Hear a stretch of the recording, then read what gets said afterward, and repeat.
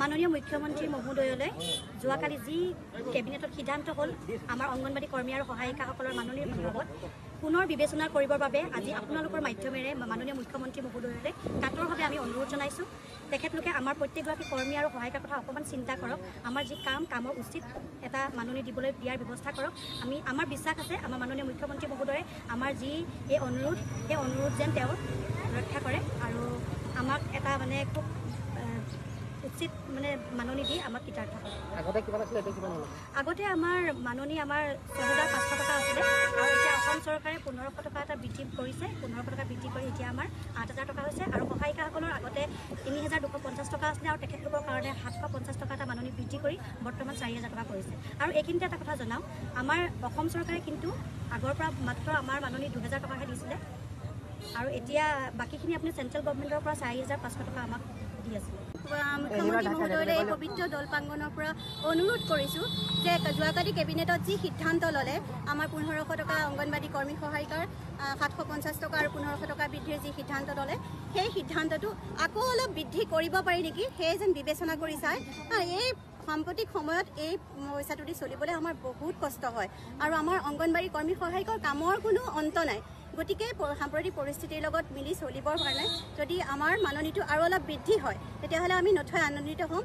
আৰু এই মঞ্চৰ পৰা এইখিনিৰ পৰা আপোনালোকৰ যোগেদি আমি জনাব বিচাৰিছোঁ মুখ্যমন্ত্ৰী মহোদয় যে মহোদয় আপুনি কিবা এটা কৰি আমাৰ মাননি বৃদ্ধিৰ ব্যৱস্থা কৰক। আমি গোটেই অসমৰ অংগনবাড়ী সুখী হ'ম আৰু আমি সদায় আপোনাৰ লগত থাকিম। মাননীয় মুখ্যমন্ত্ৰী মহোদয়লৈ যোৱাকালি যি কেবিনেটত সিদ্ধান্ত হ'ল আমাৰ অংগনবাড়ী কৰ্মী আৰু সহায়িকাসকলৰ মাননীয় বিভাগত পুনৰ বিবেচনা কৰিবৰ বাবে আজি আপোনালোকৰ মাধ্যমেৰে মাননীয় মুখ্যমন্ত্ৰী মহোদয়লৈ কাটৰভাৱে আমি অনুৰোধ জনাইছোঁ। তেখেতলোকে আমাৰ প্ৰত্যেকগৰাকী কৰ্মী আৰু সহায়িকাৰ কথা অকণমান চিন্তা কৰক। আমাৰ যি কামৰ উচিত এটা মাননি দিবলৈ দিয়াৰ ব্যৱস্থা কৰক। আমাৰ বিশ্বাস আছে আমাৰ মাননীয় মুখ্যমন্ত্ৰী মহোদয়ে আমাৰ যি এই অনুৰোধ যেন তেওঁ ৰক্ষা কৰে আৰু আমাক এটা খুব উচিত মাননি দি আমাক কৃতাৰ্থ কৰে।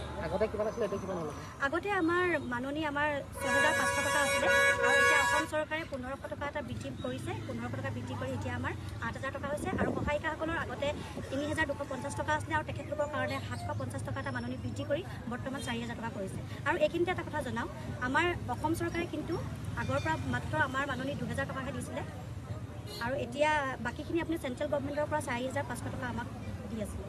মুখ্যমন্ত্ৰী মহোদয়লৈ এই পবিত্ৰ দল প্ৰাংগণৰ পৰা অনুৰোধ কৰিছোঁ যে যোৱাকালি কেবিনেটত যি সিদ্ধান্ত ল'লে আমাৰ ১৫০০ টকা অংগনবাড়ী কৰ্মী সহায়িকাৰ ৭৫০ টকা আৰু ১৫০০ টকা বৃদ্ধিৰ যি সিদ্ধান্ত ল'লে সেই সিদ্ধান্তটো আকৌ অলপ বৃদ্ধি কৰিব পাৰি নেকি সেয়ে যেন বিবেচনা কৰি চায়। এই সাম্প্ৰতিক সময়ত এই পইচাটো দি চলিবলৈ আমাৰ বহুত কষ্ট হয় আৰু আমাৰ অংগনবাড়ী কৰ্মী সহায়িকৰ কামৰ কোনো অন্ত নাই। গতিকে সাম্প্ৰতিক পৰিস্থিতিৰ লগত মিলি চলিবৰ কাৰণে যদি আমাৰ মাননিটো আৰু অলপ বৃদ্ধি হয় তেতিয়াহ'লে আমি নথৈ আনন্দিত হ'ম। আৰু এই মঞ্চৰ পৰা এইখিনিৰ পৰা আপোনালোকৰ যোগেদি আমি জনাব বিচাৰিছোঁ মুখ্যমন্ত্ৰী মহোদয় যে মহোদয় আপুনি কিবা এটা কৰি আমাৰ মাননি বৃদ্ধিৰ ব্যৱস্থা কৰক। আমি গোটেই অসমৰ অংগনবাড়ী সুখী হ'ম আৰু আমি সদায় আপোনাৰ লগত থাকিম। মাননীয় মুখ্যমন্ত্ৰী মহোদয়লৈ যোৱাকালি যি কেবিনেটত সিদ্ধান্ত হ'ল আমাৰ অংগনবাড়ী কৰ্মী আৰু সহায়িকাসকলৰ মাননীয় বিভাগত পুনৰ বিবেচনা কৰিবৰ বাবে আজি আপোনালোকৰ মাধ্যমেৰে মাননীয় মুখ্যমন্ত্ৰী মহোদয়লৈ কাটৰভাৱে আমি অনুৰোধ জনাইছোঁ। তেখেতলোকে আমাৰ প্ৰত্যেকগৰাকী কৰ্মী আৰু সহায়িকাৰ কথা অকণমান চিন্তা কৰক। আমাৰ যি কামৰ উচিত এটা মাননি দিবলৈ দিয়াৰ ব্যৱস্থা কৰক। আমাৰ বিশ্বাস আছে আমাৰ মাননীয় মুখ্যমন্ত্ৰী মহোদয়ে আমাৰ যি এই অনুৰোধ যেন তেওঁ ৰক্ষা কৰে আৰু আমাক এটা খুব উচিত মাননি দি আমাক কৃতাৰ্থ কৰে। আগতে আমাৰ মাননি ৬৫০০ টকা আছিলে আৰু এতিয়া অসম চৰকাৰে ১৫০০ টকা এটা বৃদ্ধি কৰিছে। ১৫০০ টকা বৃদ্ধি কৰি এতিয়া আমাৰ ৮০০০ টকা হৈছে আৰু সহায়িকাসকলৰ আগতে ৩২৫০ টকা আছিলে আৰু তেখেতলোকৰ কাৰণে ৭৫০ টকা এটা মাননি বৃদ্ধি কৰি বৰ্তমান ৪০০০ টকা কৰিছে। আৰু এইখিনিতে এটা কথা জনাওঁ, আমাৰ অসম চৰকাৰে কিন্তু আগৰ পৰা মাত্ৰ আমাৰ মাননি ২০০০ টকাহে দিছিলে আৰু এতিয়া বাকীখিনি আপুনি চেণ্ট্ৰেল গভৰ্ণমেণ্টৰ পৰা ৪৫০০ টকা আমাক দি আছিলে। মুখ্যমন্ত্ৰী মহোদয়লৈ এই পবিত্ৰ দল প্ৰাংগণৰ পৰা অনুৰোধ কৰিছোঁ যে যোৱাকালি কেবিনেটত যি সিদ্ধান্ত ল'লে আমাৰ ১৫০০ টকা অংগনবাড়ী কৰ্মী সহায়িকাৰ ৭৫০ টকা আৰু ১৫০০ টকা বৃদ্ধিৰ যি সিদ্ধান্ত ল'লে সেই সিদ্ধান্তটো আকৌ অলপ বৃদ্ধি কৰিব পাৰি নেকি সেয়ে যেন বিবেচনা কৰি চায়। এই সাম্প্ৰতিক সময়ত এই পইচাটো দি চলিবলৈ আমাৰ বহুত কষ্ট হয় আৰু আমাৰ অংগনবাড়ী কৰ্মী সহায়িকৰ কামৰ কোনো অন্ত নাই। গতিকে সাম্প্ৰতিক পৰিস্থিতিৰ লগত মিলি চলিবৰ কাৰণে যদি আমাৰ মাননীটো আৰু অলপ বৃদ্ধি হয় তেতিয়াহ'লে আমি নথৈ আনন্দিত হ'ম। আৰু এই মঞ্চৰ পৰা এইখিনিৰ পৰা আপোনালোকৰ যোগেদি আমি জনাব বিচাৰিছোঁ মুখ্যমন্ত্ৰী মহোদয় যে মহোদয় আপুনি কিবা এটা কৰি আমাৰ মাননী বৃদ্ধিৰ ব্যৱস্থা কৰক। আমি গোটেই অসমৰ অংগনবাড়ী সুখী হ'ম আৰু আমি সদায় আপোনাৰ লগত থাকিম। মাননীয় মুখ্যমন্ত্ৰী মহোদয়লৈ যোৱাকালি যি কেবিনেটত সিদ্ধান্ত হ'ল আমাৰ অংগনবাড়ী কৰ্মী আৰু সহায়িকাসকলৰ মাননীৰ সন্দৰ্ভত পুনৰ বিবেচনা কৰিবৰ বাবে আজি আপোনালোকৰ মাধ্যমেৰে মাননীয় মুখ্যমন্ত্ৰী মহোদয়লৈ কাতৰভাৱে আমি অনুৰোধ জনাইছোঁ। তেখেতলোকে আমাৰ প্ৰত্যেকগৰাকী কৰ্মী আৰু সহায়িকাৰ কথা অকণমান চিন্তা কৰক। আমাৰ যি কামৰ উচিত এটা মাননী দিয়াৰ ব্যৱস্থা কৰক। আমাৰ বিশ্বাস আছে আমাৰ মাননীয় মুখ্যমন্ত্ৰী মহোদয়ে আমাৰ যি এই অনুৰোধ সেই অনুৰোধ যেন তেওঁ ৰক্ষা কৰে আৰু আমাক এটা মানে খুব উচিত মানে মাননী দি আমাক কৃতাৰ্থ কৰে।